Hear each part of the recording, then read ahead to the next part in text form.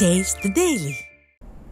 இது குறித்து புரட்சி தமிழர் வெளியிட்டுள்ள அறிக்கையில், வாழ்விற்கு வளம் சேர்க்கக்கூடிய அறிவை அளிக்கும் கலைமகளாகவும், செல்வத்தை தரும் திருமகளாகவும், துணிவை தரும் மலைமகளாகவும் விளங்கும் அன்னையை, பெண்மையை போற்றி வணங்கும் நவராத்திரி பண்டிகையின் 9வது நாளில் ஆயுத பூஜையையும், அடுத்த நாளில் விஜயதசமியையும் கொண்டாடி மகிழும் தமிழக மக்கள் அனைவருக்கும் உள்ளங்கனிந்த நல்வாழ்த்துக்களை அன்போடு தெரிவித்துக் கொள்வதாக அதிமுக பொதுச் செயலாளர் தெரிவித்துள்ளார். மேலும் அழிவு இல்லாத சிறந்த கல்வி செல்வத்தை வழங்குகின்ற கலைமகளையும், மனத்திற்பத்தோடு துணிவை தரும் மலைமகளையும், செல்வங்களை அள்ளித்தரும் திருமகளையும் போற்றி வழிபடுவது நவராத்திரி பூஜையின் சிறப்பு அம்சமாகும் எனவும், அயராத உழைப்பினால் கிட்டும் வெற்றியினை பூஜிக்கும் திருநாளாக விஜயதசமி திருநாளை மக்கள் அனைவரும் கொண்டாடி மகிழ்கிறார்கள் என அதிமுக பொதுச் செயலாளர் குறிப்பிட்டுள்ளார். உழைப்பின் உன்னதத்தை அனைவரும் அறிந்து செய்யும் தொழிலை தெய்வமென மதித்து அன்னை பராசக்தியின் அருளை வேண்டி தொழில் சார்ந்த கருவிகளை தெய்வத்தின் திருவடிகளில் படைத்து வழிபடும் நாள் ஆயுத பூஜை திருநாளாகும் எனவும்,